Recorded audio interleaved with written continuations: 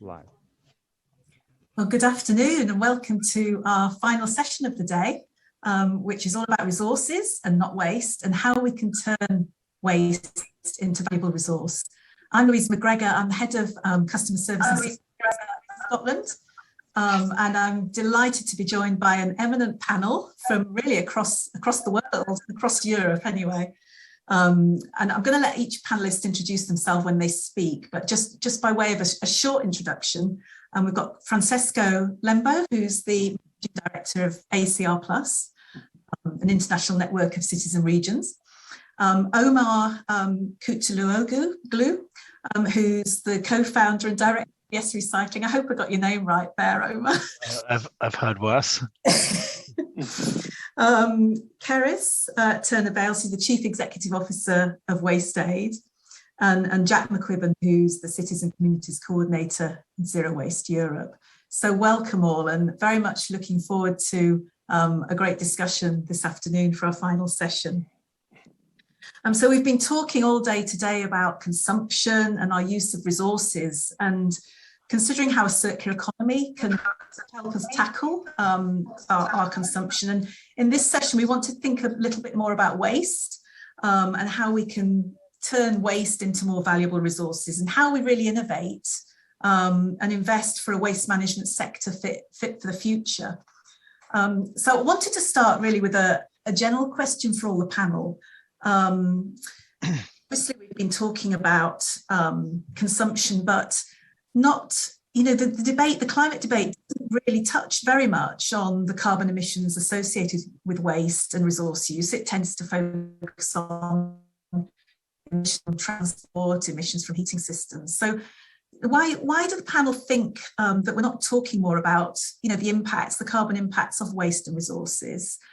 And Ceris, I thought I might start with you actually, because I know you work with WasteAid, you work with lower and middle income countries really, looking to implement waste management systems. So I thought you would have a slightly perspective on this question. And I'm aware that some of those countries really do have, feel the impact when they deal with some of our waste. So what do you think the resource use waste elements are kind of ignored a little bit in this time? Well, I have to say, so I've been working with WasteAid now for about 18 months. And I have to say that in the time that I've been there, particularly, moving into COP26, I feel that there is more and more dialogue going on. And actually, WasteAid works through a network of partners, community-based organizations, as well as sort of local authorities in some of the countries we work in sort of, for example, in Sub-Saharan Africa or in Asia. And I think we've found through some of our work that actually, I don't feel that in our ecosystem that it is specifically being ignored. I think there's actually quite a lot of arguments around about the possibilities. We found Circular Economy Network 2020. I think you might be aware we're just in the final stages actually of running an innovation competition, circular economy innovation that's very waste focused. We've had fantastic response there, and we've had fantastic support from local leaders as well as from larger corporations and our partners. I say go from community-based organizations right up to sort of municipalities and even sort of central government. And I think I think obviously there is more to be done, and I think from WasteAid's perspective, obviously we're looking at the international city. I think we would love to see more investment and more funding possibilities, waste management and recycling. I think we'd like the connections. What I'm always trying to do, what we're always trying to do in WasteAid is make those connections between better waste management and health, and improve public health in other countries where we work, as well as sort of other effects, for example, obviously marine pollution and how that affects people's livelihoods, etc. And so yeah, anyway, I'll stop there. But I think it's what I've seen is quite exciting, but certainly we need to be keeping waste management sort of pushed up the international agenda anyway. But I'd say, having worked I'll just finish saying, having worked in the international sphere for the last sort of decade or so, I think now is one of the most exciting times to start thinking about this issue. I think it really is getting sort of more attention.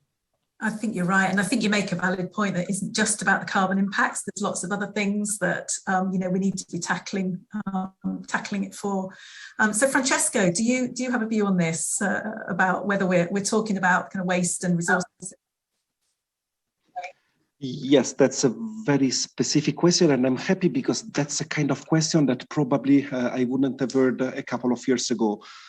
Because it's true now, the link between material resource management and climate change is raising up. I think we have a lot of good sides of these debates coming up, because we have for climate change prevention, we have a very well developed research and literatures when it comes to sustainable energy. So we have some framework, and I refer especially to EU legislation framework, as well as locally policymaking initiative. And now we can start with a fast pace when it comes with to waste and material resources. And we already know that there's a strict link. We already know that we can, at least the cities in Europe can save up to 35% of CO2 emission, only preventing material resources. So not improving waste management, but preventing material resources flows. That's a bit, we have a wonderful common initiative, Zero Plus and Zero Waste Scotland, this more circularity, less carbon campaign. We are really struggling to give local authorities, especially cities and regions, a clear framework to elaborate local policies which are not only based on the volume of waste, but on the multiple impact of waste. So we are checking and measuring which is the CO2 footprint of material resources, and giving this snapshot to policymakers. And this is another good starting point. And it's so important that COP26 is happening in a period when we have so many interesting bottom-up activities coming from cities and regions that needs and are struggling to push these links further to have integrated local policies. Thanks, Francesco. And it's actually really encouraging that things have changed over the last couple of years to start having a bit more of a focus on this. So Jack, is that your experience from the kind of Zero Waste Europe perspective? Yeah, absolutely. I would agree with what both panelists have said so far in terms of, I think we're really starting to acknowledge the role that zero waste and sort of circular policies can have in mitigating climate change. I think obviously in the past it's been a little tricky perhaps to calculate the full sort of impacts of something that hasn't been wasted, like the prevention aspects. But now we're sort of really getting to grips with some of the tools that Francesco mentioned and others about, okay, what is the carbon footprint of a city, of a country? And using these to really calculate not only the carbon but climate benefits of how we better manage and treat our waste. So for example, I think we're really starting to turn the page on traditional waste incineration as a negative climate sort of method for treatment, due to the fact it's incredibly sort of it's not an efficient way to create energy, and also it sort of is incompatible with our circular economy goals as well. But also, yeah, more broadly, as I mentioned, the role that waste prevention can play. And I think this is why this conference today is so important, because we're looking at resources holistically through a life cycle analysis is so important now. And I think as we begin to sort of develop further from not only looking at how to increase recycling, but how to reduce consumption, total waste generation as a whole, this will play an even greater role within the climate debate and mitigation strategies.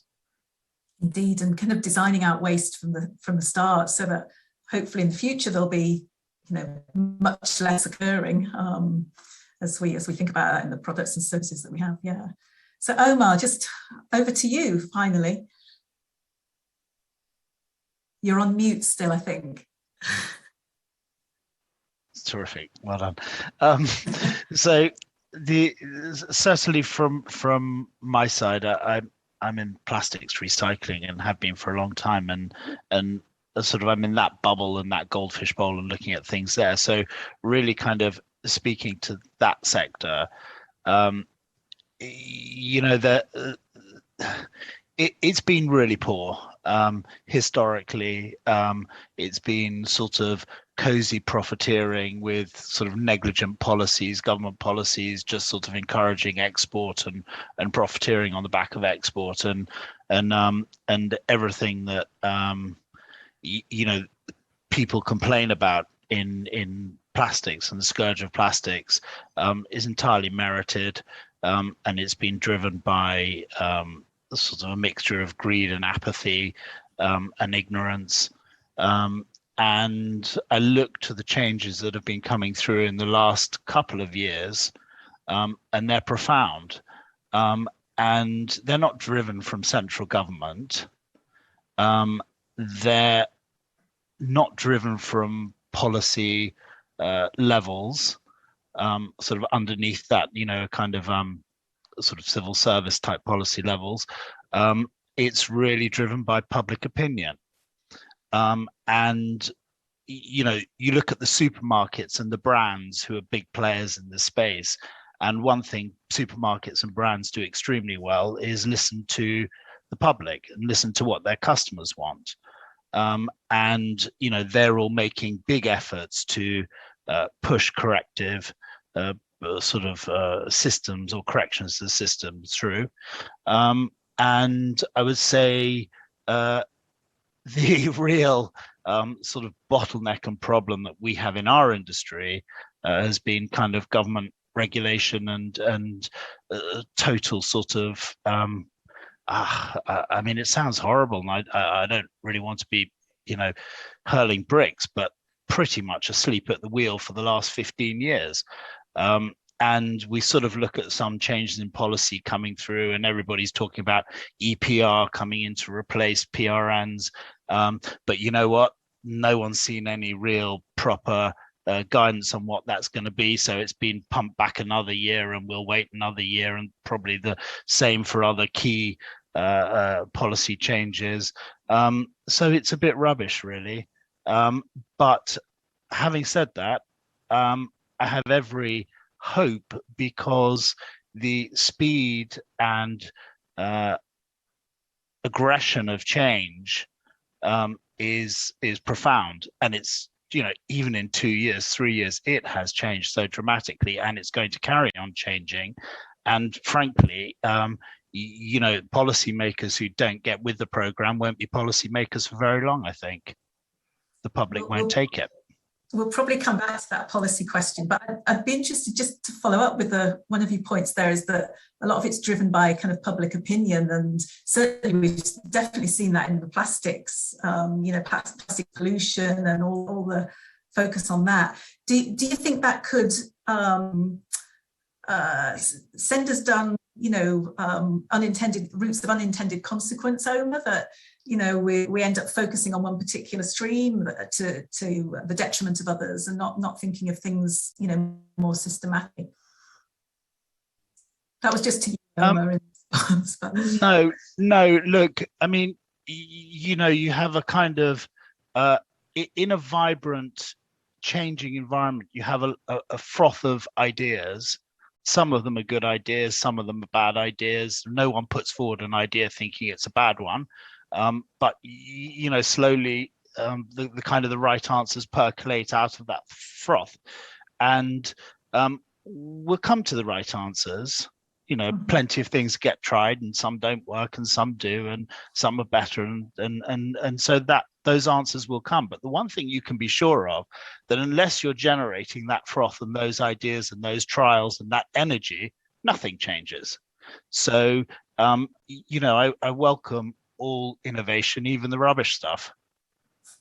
Great, no, great. We're going to all go innovation is good. Yeah. Louise, sorry, Ceris. On the one talking about the focus on the one waste stream, you know, particularly plastics being, you know, being key. I mean, from waste perspective, we do get a lot of people coming to speak to us because they have heard about the plastics issue and they actually want to do something about that. But then our side gives us the opportunity to actually talk about wider issues as well. Yeah, so it raises the awareness more generally. I have no issue with there sort of being one sort of shop window or a few sort of really key issues that people care about, but then you can also sort of pull people in and actually gain more support for others. Yeah, I think that's a very valid point. So they get interested in one subject, and then we can share with them much broader range of things.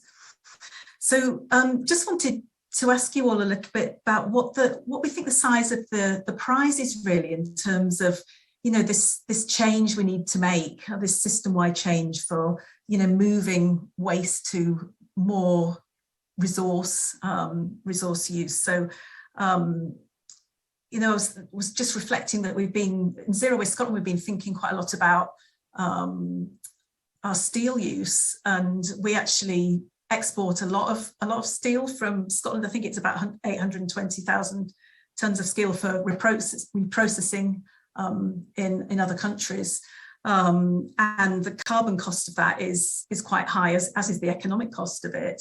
So there would be benefits, particularly with the decarbonised system in Scotland, for reprocessing that in Scotland. So it's not just economic benefits, but there's material use and also carbon benefits. So what do you think the size of the opportunity is if we are able to kind of manage this waste? I think you touched on it a bit earlier, Ceris, in your answer to the first question. But Omer, from a plastics perspective, obviously you've seen an opportunity. You're currently involved in building some reprocessing facilities up here in Fife. So how have you assessed the kind of the scale and size of the prize? It's huge. I mean, there's just no two ways about it. There are certain systems that have been left unabated to find their own way, and that there are corrections we need. So, for example, there's something like 107 million tons a year of plastic that's just scrapped. That's a lot of material. So, for example, with the new factory going into Fife, we're going to take this low-grade waste plastic and turn it into a substitute for plywood. Now, in the UK alone, we import 40 million sheets of plywood every year. Now, plywood doesn't come from, down the road. It's grown in Brazil, in Canada, in Malaysia, in Ukraine.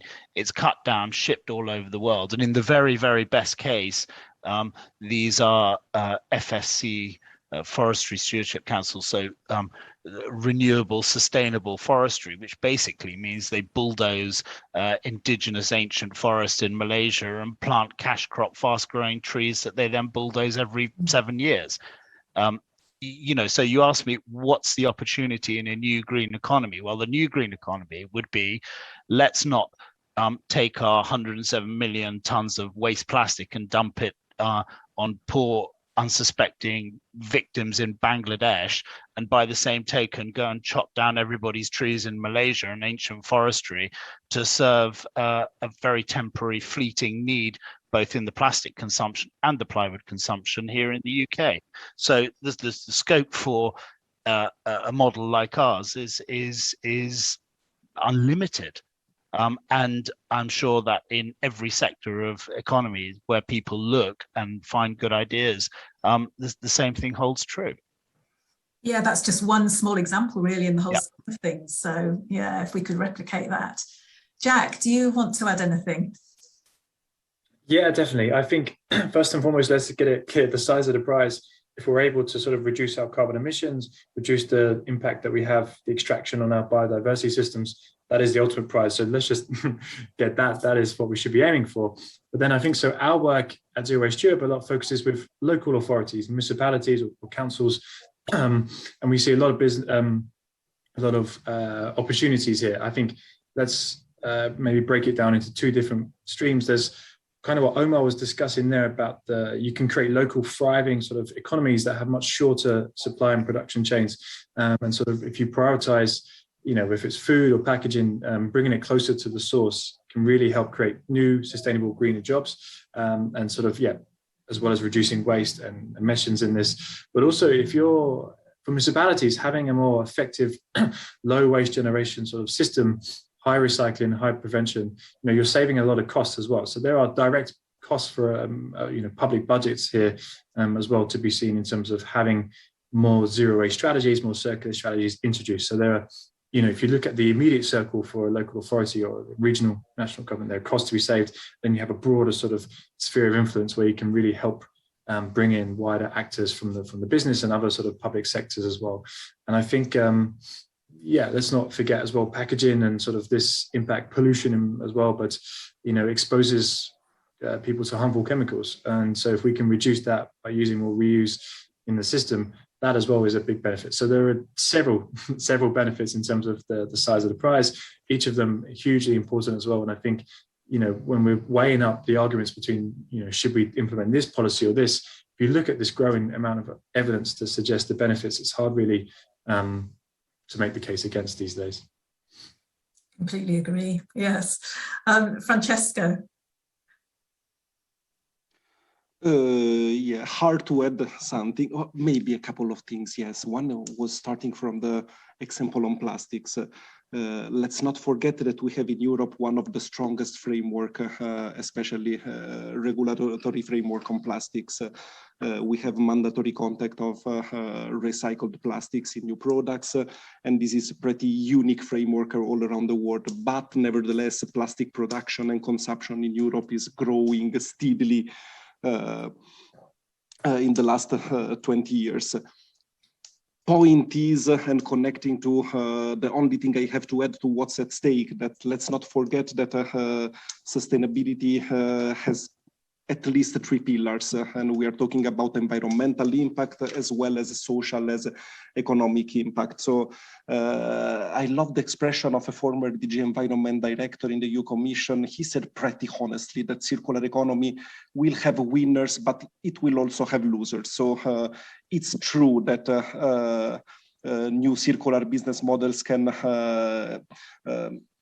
can probably reveal new and more sustainable also employment opportunities, but it's also true that there will be a transition. A transition is already ongoing. It will be more and more facilitated, and it won't be easy for all actors to take part on the transition. And here comes the last part that wasn't mentioned of what's at stake, that we need supportive measures that help also actors to cope with the transition or to have some remedial support if they are not coping with this kind of transition. And we will have, at least with an European approach, with the recovery fund, we will have a huge opportunity to think about it and try. And we see the struggle of many regions that are now developing or their own sustainable development goals, localizing them agendas, or their circular economy regional strategies. And here, you can see here the bigger struggle from cities and regions, try to keep up with the different impact of circular economy, and trying to not forget that it's true that we have a donut shape, but we have to try to keep this donut as small as possible in terms of materials flows that are flowing within it. Yeah, thanks, Francesco. You make a really valid point, and we've talked, and the government here in Scotland is really keen to ensure that the transition is a just transition, and there's quite a lot of emphasis on that and making sure that we've got the right training and support in place for the sorts of jobs that are going to transition. But I think that's a very valid point. Ceris, did you want to add anything on the size of the problem? I think you touched on it earlier in your not very much.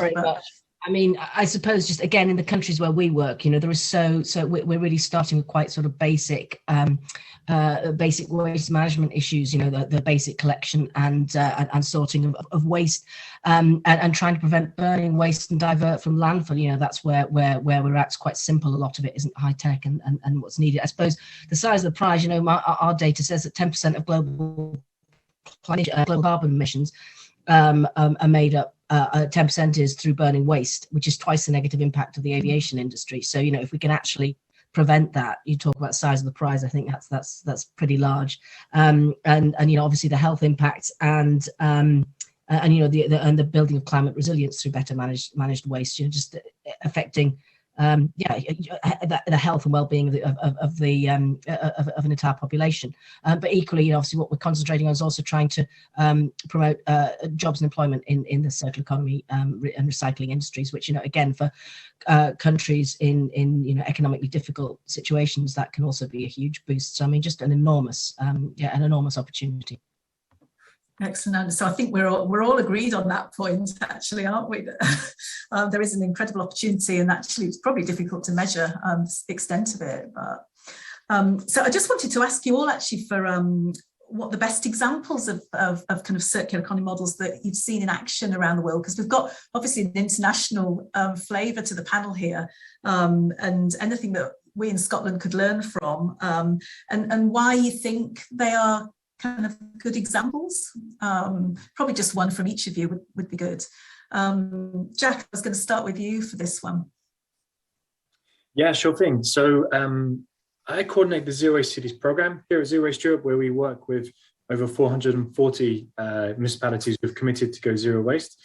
So there's some good examples from the Italian region, the sort of northern parts, Lombardy, the Veneto regions, where cities, municipalities ranging from 10, 20,000 populations to 200, 300,000, like Parma, Treviso, even in Milan as well, have really shown that you can increase recycling to sort of 80, 85% as well of the municipal solid waste that's generated.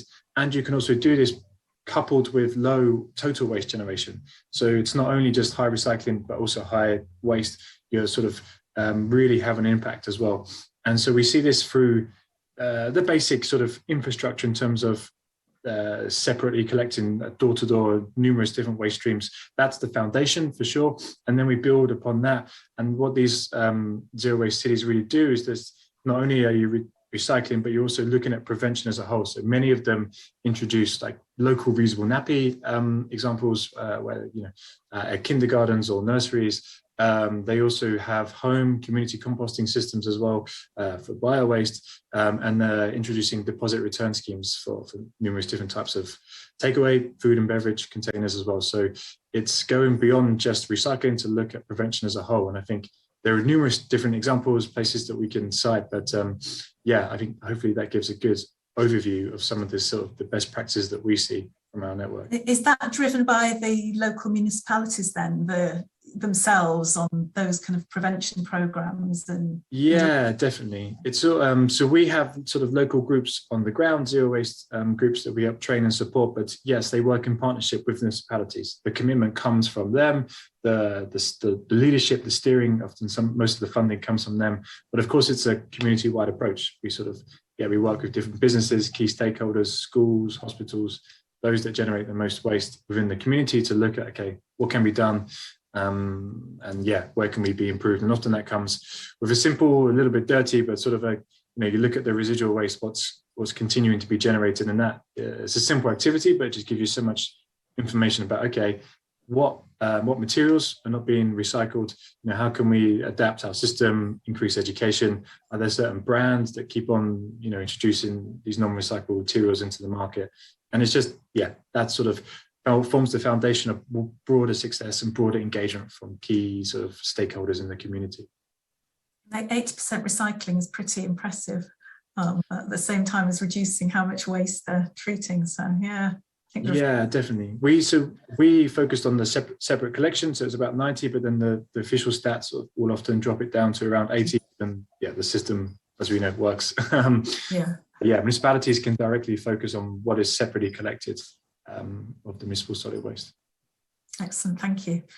Francesco, have you got any a good example for us to share? Oh, that's the trickiest question of the best practices. That's it.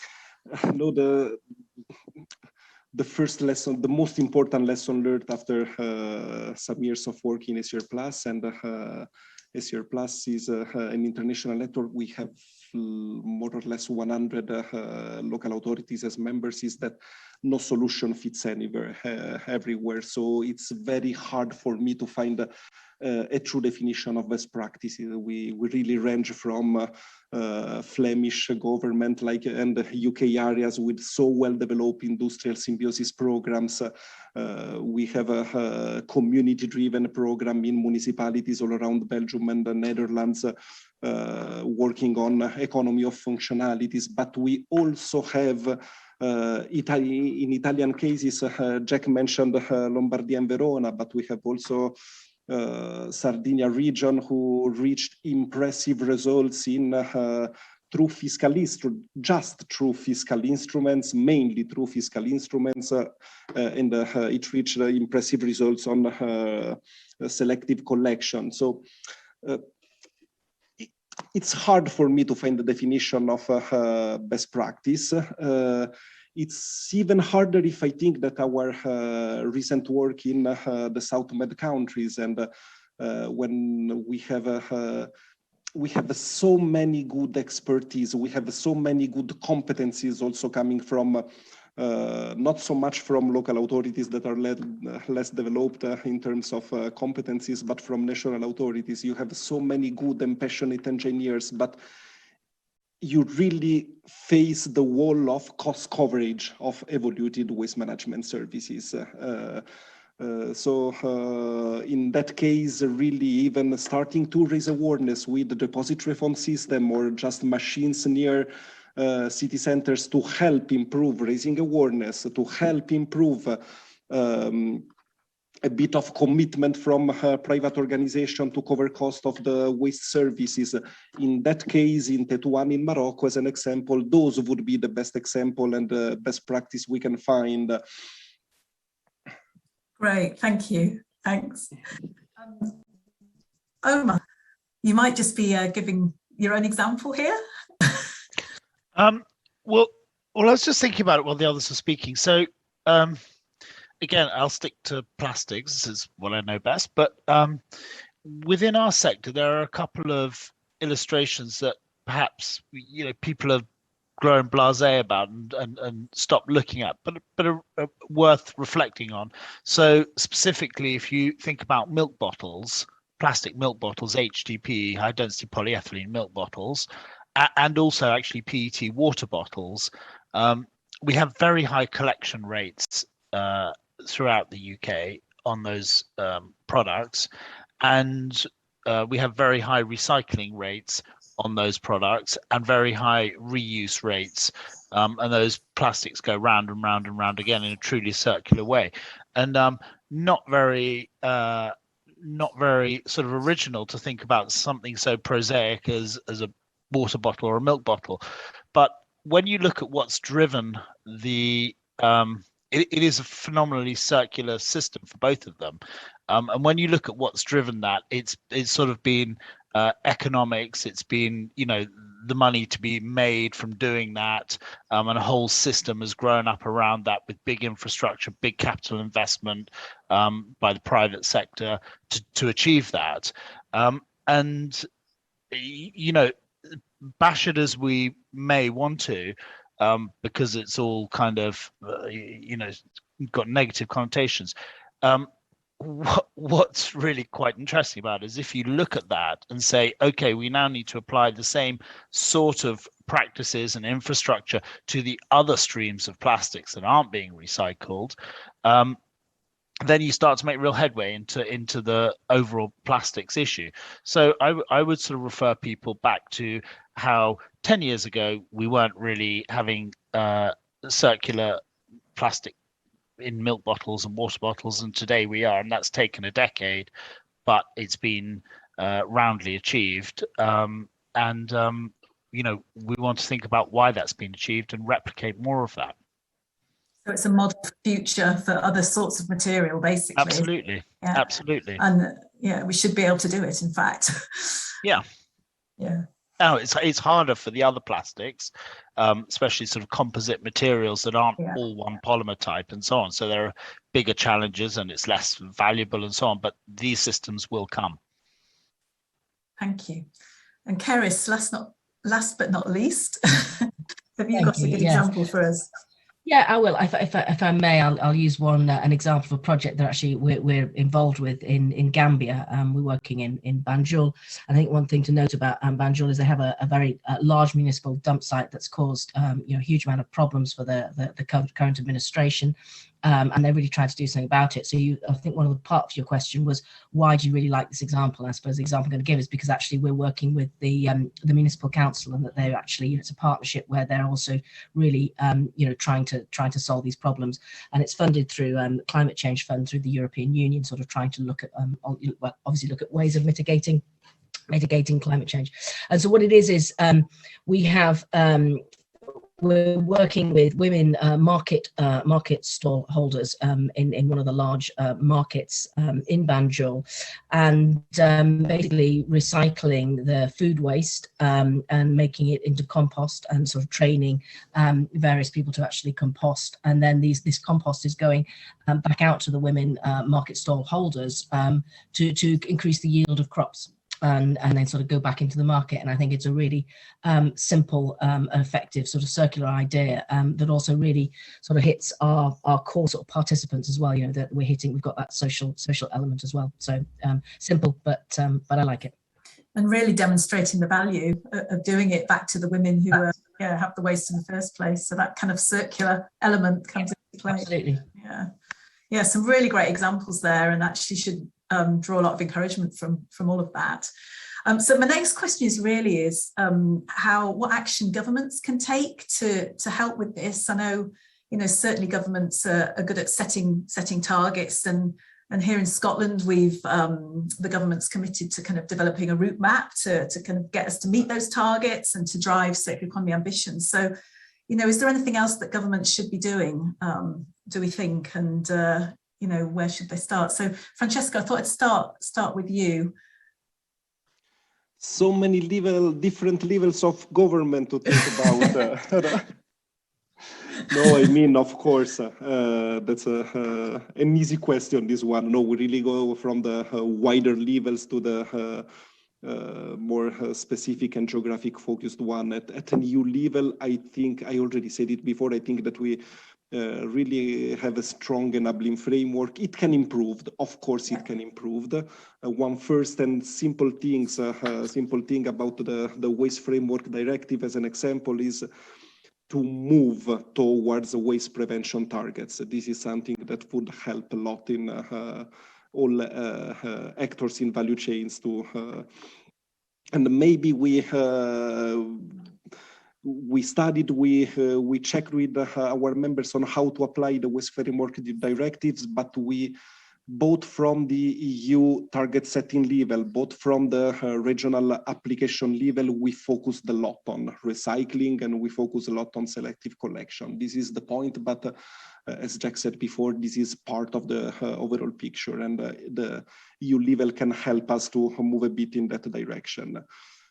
Then, of course, there's the local government level. I'm skipping the national one. I'm not the more expert in, even if it was nice to see at the pre-COP26 event, seeing Greta Thunberg following, I don't know which kind of explanation by the Italian Ministry of Ecological Transition with his mask a bit below the nose, but it was a photo telling more than 1,000 words. I invite you to go and retrieve it. At the local level, I'm happy to see and happy to say that cities and regions sometimes are leading the way, or they are trying. They are trying with the different tools and with all the leverages that they have. They are relevant, especially on local markets, because let's not forget that public procurement is, even if framework are nationally set, we have a lot of purchasing power from regional administration, and they can lead giving the example with circular public procurement. And we have many wonderful experiences moving not only in Northern Europe, but as well in Spain, as well as in Northern Italy. We have very good cases. without going too much in detail of the different actions, because it could be a very fragmentary and too long for today, I would only add, it might be a bit vague, but we are convinced that also the post-COVID scenario somehow opened a new kind of reflection for the local policy-making level. And we seriously have a chance to rethink differently local services. I'm not thinking only about sustainable transport, but I'm thinking also about a slightly different way to live urban life, and this has a strict connection with material resource prevention. Jack mentioned before community composting. It is kind of an example of what we would like to start defining circular communities can do in order to move from a volume mindset and go towards sustainable ways of consuming. And I think that really we rediscovered in last years a new enjoyable way for living a proximity life, and this is opening some scenario to make concrete some very theoretical model we had from like the Japanese 15-minute cities. We had some nice urbanistic development in Barcelona, making concrete blocks of 9 streets with all or most part of the services that one can need in the daily life. So just to conclude, really, I see that there's a super effervescent framework of local authorities moving on, cities and local communities pushing for a different way to have sustainable services. And there's an already set path from the European Commission that still with a bottom-up approach, we have and we can and we need to drive a bit towards prevention targets. Yeah, I think that's a really interesting point, actually, that it is not just about national government, but really what we can do locally and actually just change the approach to how we live at a local level. But yeah, so Jack, I thought I'd bring you in there because it's quite similar to the sorts of things you were talking about from the Italian example you gave earlier. Yeah, sorry, there is so many things that can be said, but I'll try and keep it concise. Time constraints. Yes, we are. Yeah. Nationally, maybe just a couple things I would suggest governments can do. Relevant for Scotland, deposit return schemes. Don't hesitate. Start to implement. I think there are discussions happening there. You know, they're proven to increase reuse and recycling and are most effective when applied nationally. So starting with that, and then also providing some sort of harmonized standards for reusable packaging to help allow the reuse sort of sector to flourish. In terms of, okay, what health and safety standards or size material standards do you need to meet for a business looking to sell reusable coffee cups or reusable food and packaging takeaway containers, and that you could use them in different cities or across the nation. So maybe there's just a couple at the national level to focus on. Locally, tons and tons. We have a city certification that sort of outlines all of this, but you know, governments should really be setting the tone locally or regionally or nationally, depending on where the competency is for reducing waste treatment, the way it's sort of in the amount that's sent for incineration or landfill. And this is done through better recycling. So mandatory collection of as many waste streams door to door as possible, including bio-waste, most importantly, and then supplementing that with drop-off points for bulky hazardous waste items. That's the foundation. Local authorities should be looking at their public procurement. Where can they sort of prioritize prevention within their services and the tenders as well? That's a huge impact. Banning single-use plastics, for example, public events is a increasingly popular policy that we see cities adopt. Setting targets as well, and helping local governments can really help provide the framework spaces or sort of machines for reuse systems to flourish, you know, like reverse vending systems or different types of packaging, the cleaning of such packaging as well. All of this stuff to help just allow, as Omer was saying, allow it to flourish, because it's going to happen anyway. And local authorities can really get on board and accelerate it. And I think that's so key. And I think one final thing to say, sorry for the time, in Scotland, supporting the islands. I know the recycling rate in Orkney and Shetland is the lowest in the country as well. And these locations are often the hardest, but can have the biggest impact. So it's not only helping them increase collection, recycling, but focusing on prevention, so you're not having to ship waste further afield. So absolutely. Apologies.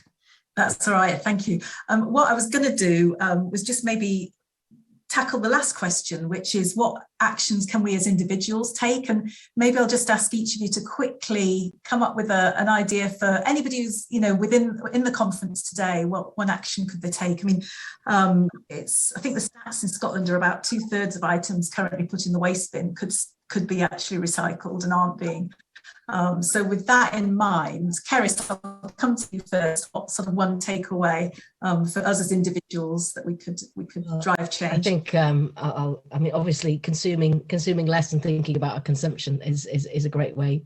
Is a great way to start, as well as all of the points on deposit return and obviously as much recycling as possible. Suitably brief, thank you, Omer. I would say. Shout loudly. The thing that drives change is not the sort of good wisdom of our governments and our policies. It's reaction to what people are demanding, and the more people demand things, the more change is driven. So my message to everyone is shout loudly. As evidenced with plastic situation, yes.